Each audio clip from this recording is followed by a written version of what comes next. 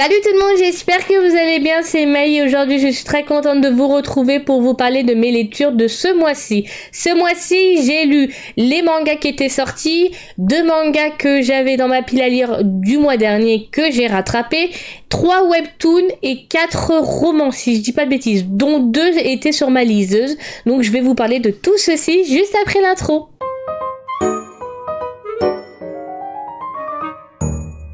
Donc on est parti, je vais commencer par le premier manga que j'ai lu ce mois-ci qui est le tome 13 de Spy X Family.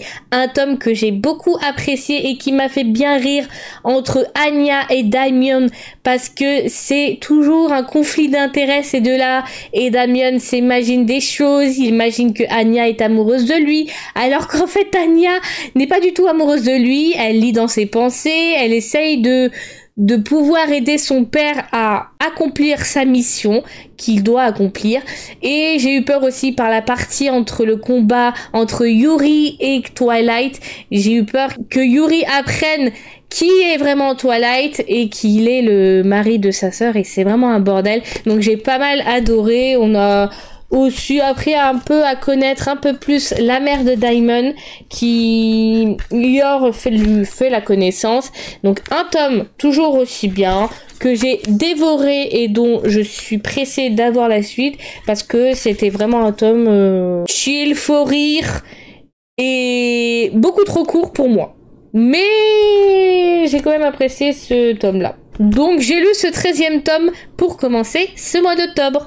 Ensuite, j'ai lu le 3e tome de Goku Laku Gai. Alors celui-là, c'est une tuerie, comme d'habitude, pas mal d'action, pas mal de révélations, de nouveaux personnages qui apparaissent, une nouvelle organisation ennemie, une partie qui est quand même déchirante dans ce tome-là, parce que Alma s'était fait une amie et il a tout fait pour essayer de l'aider au mieux qu'il pouvait et c'était assez compliqué. Donc un tome vraiment toujours une tuerie et que je suis pas déçue de m'être procuré. Donc vraiment j'adore, toujours un coup de cœur et j'ai adoré lire ce 3e tome.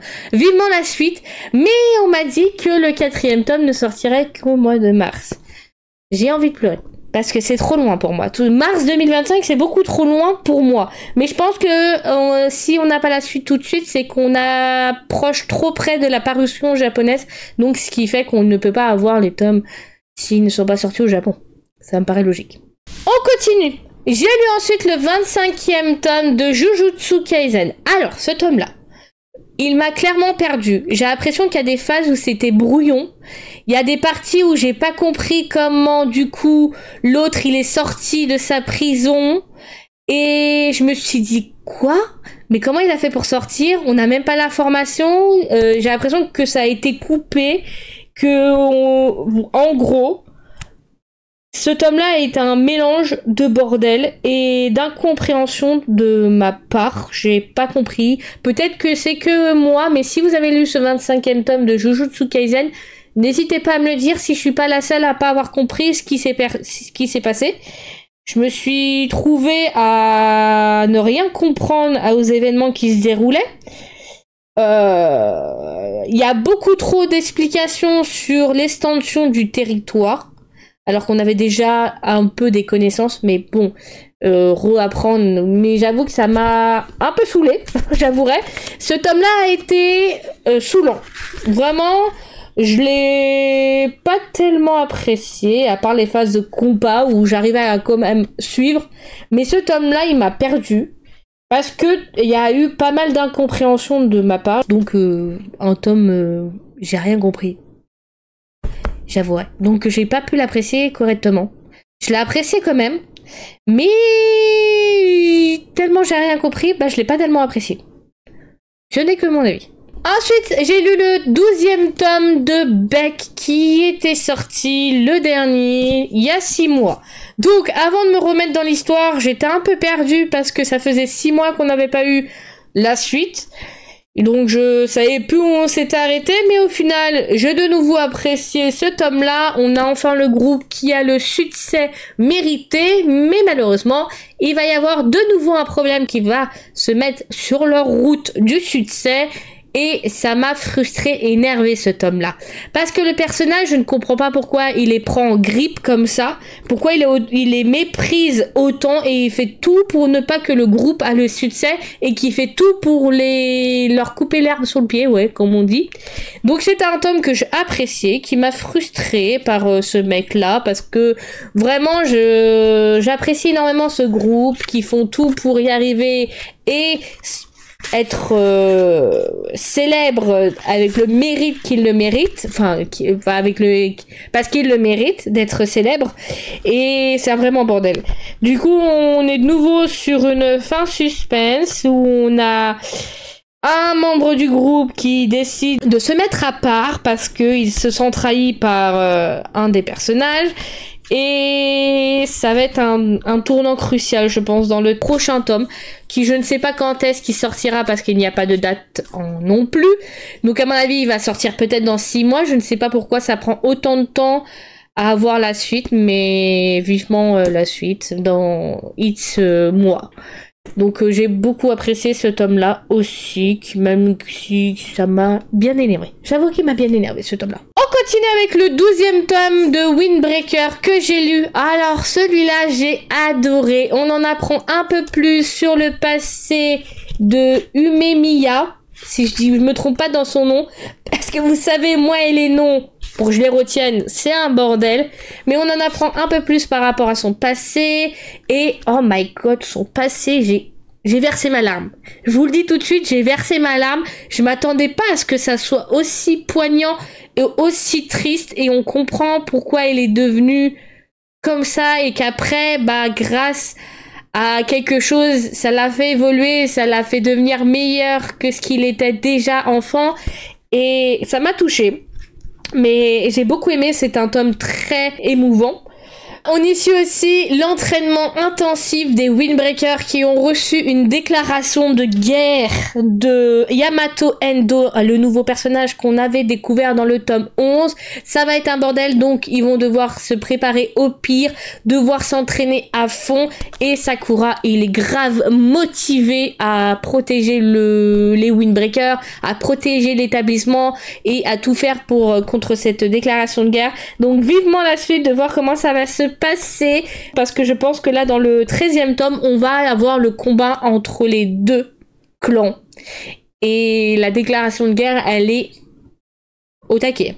Donc j'ai lu ce 12e tome, j'ai adoré, toujours un coup de cœur et vraiment c'est mon petit chouchou. À chaque fois je le lis tout de suite dans la journée que je l'ai acheté parce que c'est vraiment un tome parfait et un manga parfait.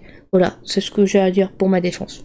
Ensuite, j'ai lu le premier tome du Boy Love, Hirano et Kagiura, qui sont deux personnages qu'on rencontre dans le manga Sasaki et Miyano en tant que personnages secondaires.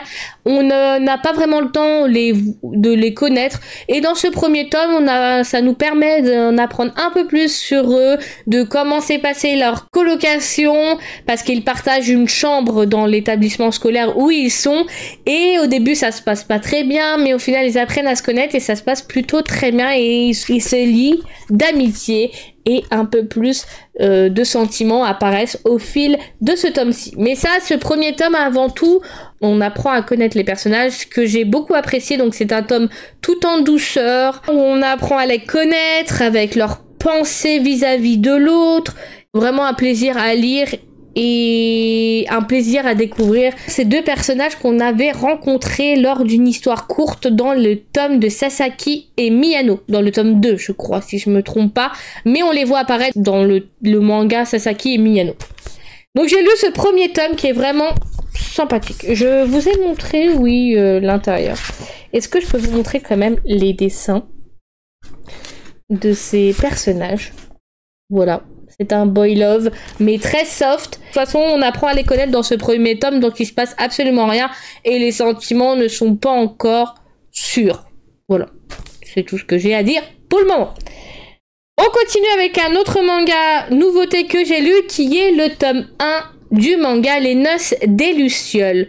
C'est un manga que je ne conseille pas à mettre à toutes les mains parce qu'on est sur une histoire d'amour entre deux personnages dont leur personnalités s'opposent.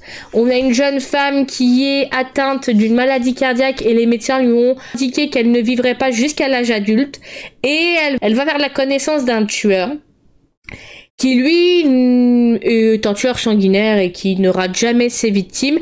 Et elle va lui proposer qu'ils se marient ensemble. Et lui, il va dire, ah bah tu veux qu'on se marie, d'accord, mais du coup, bah il va falloir que tu me prouves que tu m'aimes.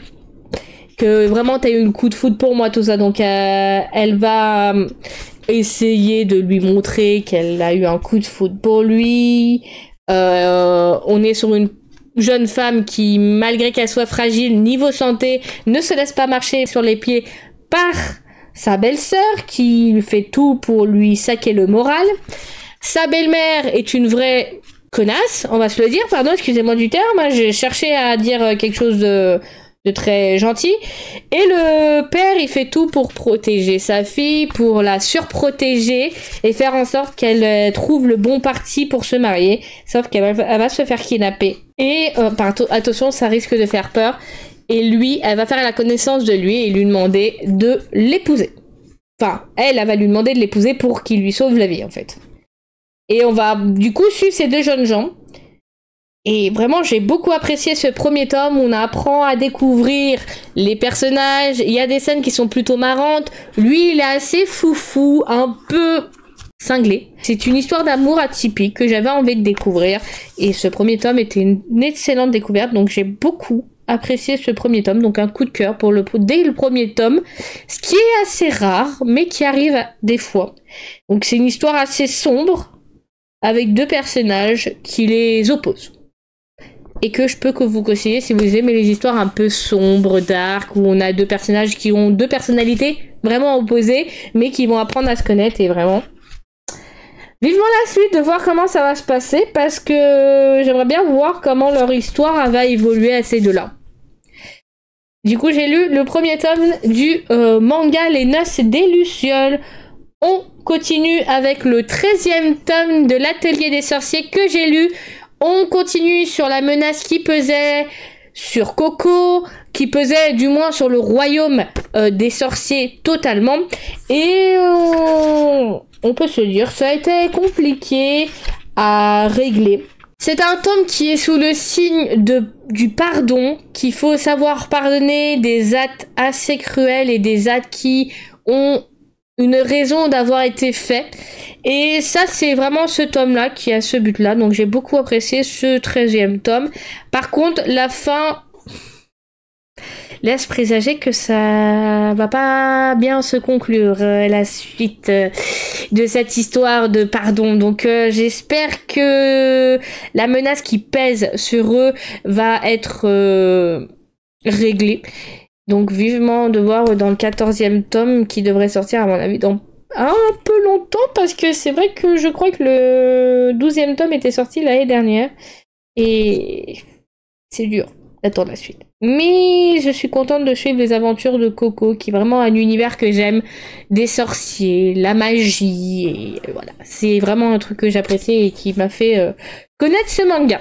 On continue, encore une fois, j'ai lu le 15e tome de Blue Period. Alors, un tome sous le signe du deuil. On y suit les personnages qui sont partis en camp de vacances, qui ont un concours à préparer pendant ces vacances-là. Donc, ils partent chez le père du groupe et ils vont préparer le concours en étant ensemble, en profitant, en faisant des barbecues, en faisant des ramen, en faisant des soirées un peu alcoolisées, voilà. Donc ils prennent le temps de décompresser quand même en réfléchissant au thème qu'ils ont envie de peindre, la chose qu'ils ont envie de créer, et on est sur un tome qui va parler de deuil, qui va parler d'une personnage que d'autres personnages ont connu dans leur passé et qui a eu une fin terrible.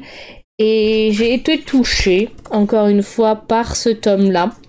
Et qui m'en a fait un peu apprendre un peu plus sur les autres personnages. Et ça m'a fait plaisir. Donc, c'est vrai que suivre Yatora, C'est toujours plaisant. Mais d'en apprendre un peu plus sur les autres personnages, leur personnalité, comment ils voient les choses, comment ils sentent, comment ils le vivent, ça fait plaisir. Et en plus, à la fin, on retrouve un personnage des anciens tomes. Voire dans les premiers tomes, ça faisait longtemps qu'on l'avait pas vu. Et du coup, ça fait grave plaisir encore une fois. Et je crois que je suis toujours autant contente de lire un tome. Donc j'ai lu ce 15e tome. On finit par les derniers mangas que j'ai à vous présenter, qui est en grand format, qui est le 3e tome de Rave que j'ai lu. Que j'ai relu du moins, que j'ai re-apprécié. Alors, c'est toujours aussi bien. On a de nouvelles révélations par rapport à Ellie, qui au final ne s'appelle pas Ellie, et que le tatouage qu'elle a sur le bras a une autre signification. Elle retrouve enfin l'homme à la foudre, comme elle l'appelle, qui l'a foudroyée et qui se rappellerait d'elle et qui a des informations sur son ancienne vie. Donc on en apprend énormément sur Ellie dans ce tome-là, et vraiment j'ai de nouveau réapprécié cette histoire. Et bien sûr, Haru ne se laisse pas. Haru ne laisse pas du tout les gens faire du mal à Ellie, et ça le met dans une colère noire. Donc encore un tome que j'ai beaucoup apprécié. Donc j'ai lu ce 3e tome. On va partir maintenant sur la catégorie des webtoons. J'ai lu le 4e tome de Omniscient Reader 8. Alors, que dire de ce tome-là? On en apprend un peu plus sur ce personnage-là, qui a du coup sa compétence qui va s'activer. On a un bordel et pas mal de menaces, pas mal de missions à accomplir s'ils ne veulent pas mourir les personnages. J'ai beaucoup aimé, encore une fois, les pensées de notre cher héros principal, de Kim, de Dogja, pardon, excusez-moi, le temps que les noms me reviennent, et qui se bagarre beaucoup avec lui. Ça, ils se détestent, hein. Ils se vouent une haine mutuelle extraordinaire. Et ils font tout pour se marcher sur les pieds l'un l'autre. Et j'ai beaucoup apprécié, hein. Vraiment, j'ai eu peur à une partie parce que je m'attendais à perdre des membres de notre équipe. Mais au final, ça s'est plutôt bien passé et super. Un tome dont j'attends vivement la suite parce que je suis à fond dans l'histoire et que ça nous a laissé sur un suspense et j'ai envie de savoir la suite.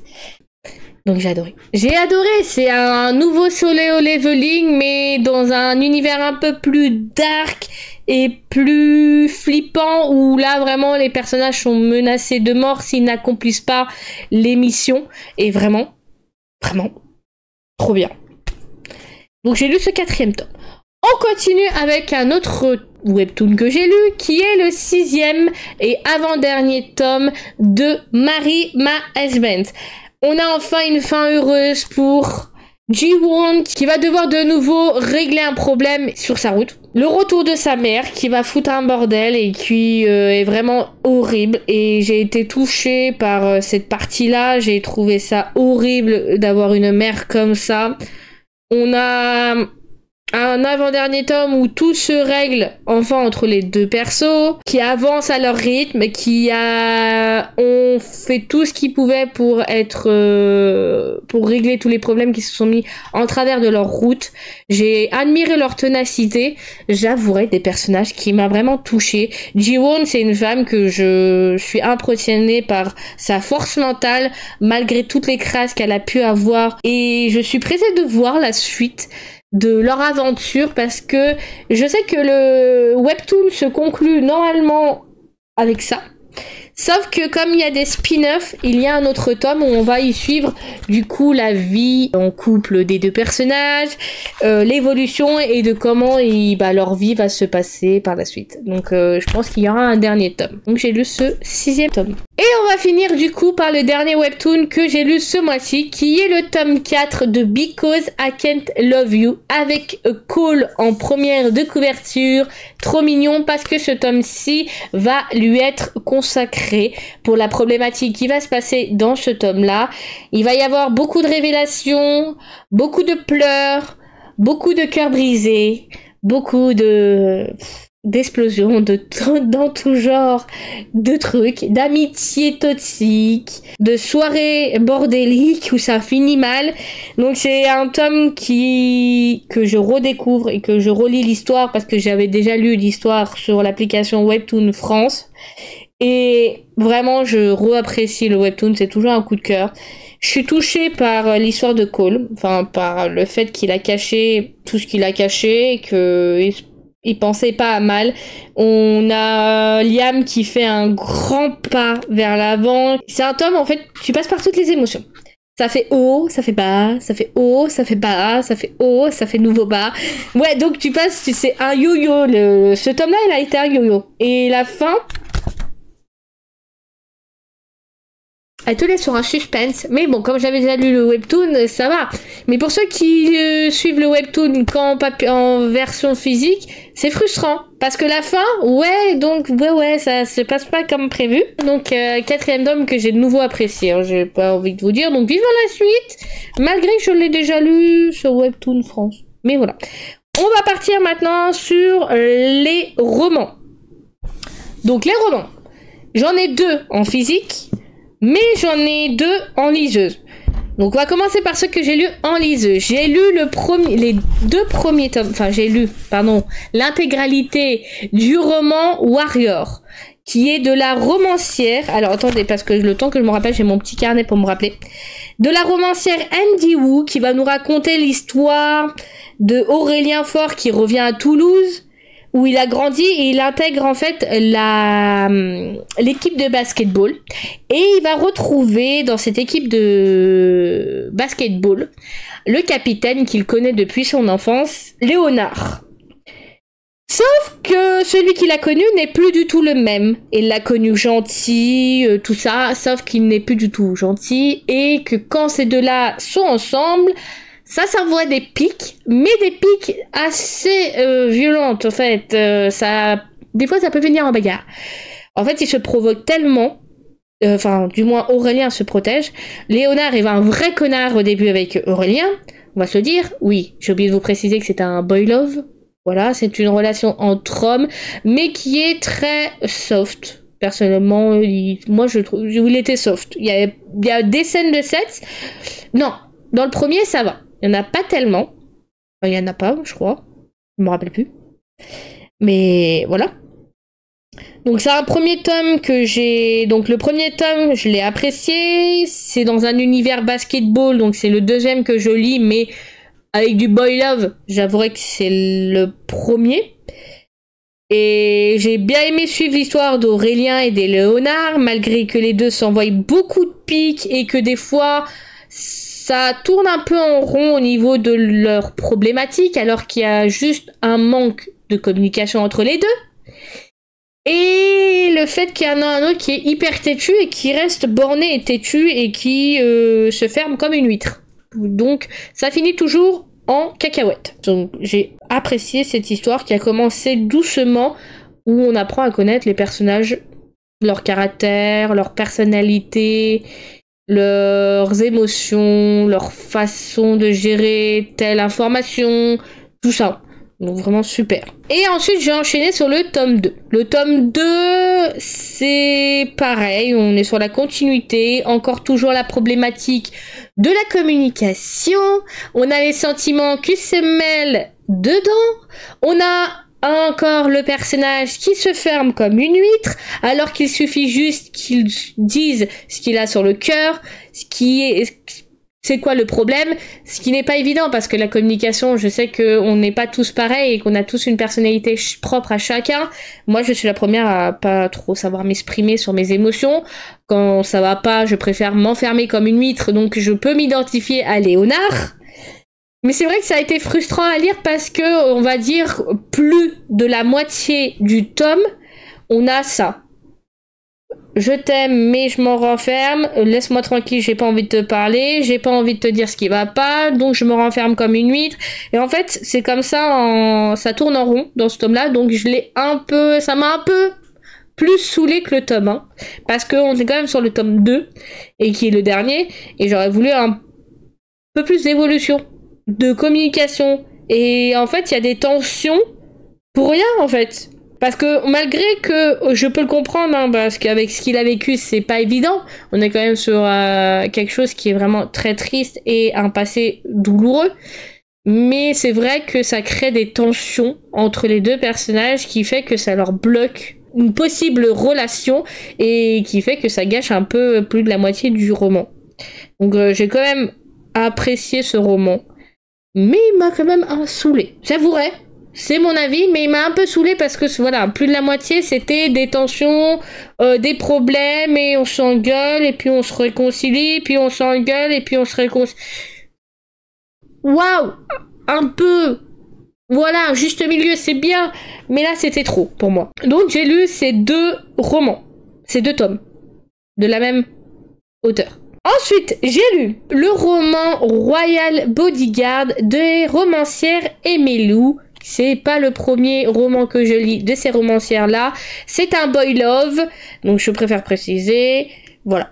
J'avais lu Esprit d'équipe, j'avais lu Pole Position, j'avais lu un autre, je crois, d'elle. J'en ai lu pas mal, donc j'avoue que mon cerveau, il arrive plus à suivre tout ce que j'ai lu. Mais c'est pour ça que je me fais un carnet pour noter mes lectures, pour pas que je me perde en me disant « Ah oui, mais celui-là, j'ai peut-être pas lu, alors que je l'ai lu. » C'était une parenthèse. Donc l'histoire de Royal Body, c'est l'histoire de Léonard qui a le royaume à ses pieds. Pourtant, dès qu'il croise le regard de Nine, son bodyguard, les rôles s'inversent. Il est prêt à faire n'importe quoi pour lui, même des choses totalement inappropriées. Cette attraction doit cesser. Avec l'accident qui lui a fait oublier les 2 dernières années, il a suffisamment de problèmes. Mais ce qu'il ne sait pas, c'est que Nine et lui ont déjà partagé une histoire mouvementée. Et que Nine, lui, n'a rien oublié. Et sûrement pas comment le faire craquer. Voilà ce que ça raconte. C'est une histoire comme je les aime. C'est le premier que je lis dans le monde de la royauté. Parce que Léonard, il est prince, donc il est héritier du trône. Et l'homosexualité dans la royauté, c'est pas du tout bien vu. Hein, on va se le dire, c'est pas du tout bien vu. Donc on y suit cette problématique-là, on y suit la perte de mémoire. Donc Léonard a eu un accident et il a oublié les 2 dernières années de sa vie, y compris Nine, son garde du corps, du coup, avec qui il avait eu une histoire. Donc c'est un roman que j'ai bien aimé, avec de l'amour, de la chimie entre les deux personnages, du drame à souhait, comme d'habitude, et que j'ai pas trouvé du tout ennuyant. J'ai enchaîné le roman et je l'ai dévoré, on va se le dire. Je l'ai dévoré. Il y a quand même 476 pages. Je l'ai lu en 3 jours. J'ai quand même pris le temps de l'apprécier. Et j'ai été touchée par l'amnésie de Léonard qui pose du coup une grande peine à Nine. Et on le revoit avoir de nouveau de l'attirance envers Nine. Et c'est ça qui m'a fait apprécier le roman. Et les 2 personnages sont vraiment touchants. Ils ont 2 personnalités touchantes. Nine, waouh! Et Léonard, ouais, des fois, il y a des moments où j'avais envie de lui mettre des petites tartes, hein. Je lui disais, arrête de faire du mal à Nine. Mais c'est parce que, voilà, il savait pas tout ça, et vraiment, j'ai adoré. Une magnifique aventure, avec des personnages touchants et attachants.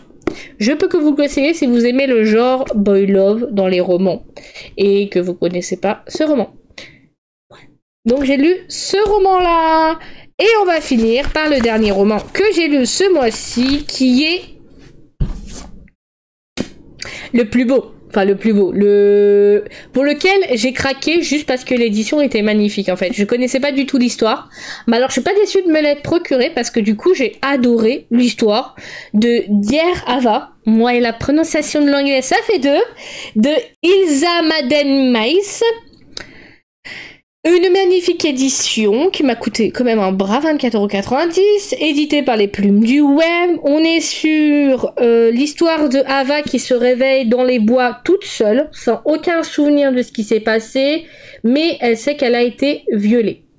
Par qui? Elle ne se souvient plus, elle a plus aucun souvenir, et elle va retourner quelques mois après au lycée, et elle va enquêter sur le responsable qui lui a fait ça. Donc c'est un roman. Suspense, avec une thématique forte qui est le viol. La mention de suicide, si je dis pas... Attendez, que je m'en rappelle les TW. Les TW, c'est scène de violence, addiction, évocation d'agression sexuelle, évocation de suicide et scène de sexe explicite. Voilà, donc c'est un roman que j'ai bien apprécié, que j'ai enchaîné assez rapidement, je l'ai fini en 2 jours tellement j'étais à fond dans l'histoire, je voulais savoir qui était derrière tout ça, et cette alchimie qu'elle a avec Knots, qui était juste impressionnante. On a 2 personnages qui quand même se bouffent la gueule au début, mais qui du coup a une tension entre les deux, qui fait que malgré qu'ils se bouffent la gueule, le destin fait en sorte de les mettre sur le chemin de l'autre. Une histoire vraiment prenante et qui ne tourne pas du tout en boucle et qui m'a pas ennuyé du tout. Il n'y a pas une seule partie que j'ai trouvé répétitif. Donc on peut dire que c'est un coup de cœur pour l'histoire. Et tout ce que j'aime. C'est une romance sombre, voilà. À partir de 16 ans, je préfère préciser pour ceux qui sont jeunes, je vous le conseille pas parce qu'on a quand même des mentions de suicide, des mentions d'agression sexuelle, des mentions d'addiction et d'autres choses. Donc j'ai lu ce tome-là et c'est tout pour ce mois-ci. Je trouve que c'est déjà pas mal. Du coup, c'est tout pour cette vidéo. J'espère qu'elle vous aura plu. N'hésitez pas à me dire ce que vous en avez pensé dans la barre des commentaires, à me dire ce que vous avez lu. Je vous retrouve pour une prochaine vidéo très prochainement. C'était May. Prenez soin de vous et je vous dis à bientôt. Bye tout le monde!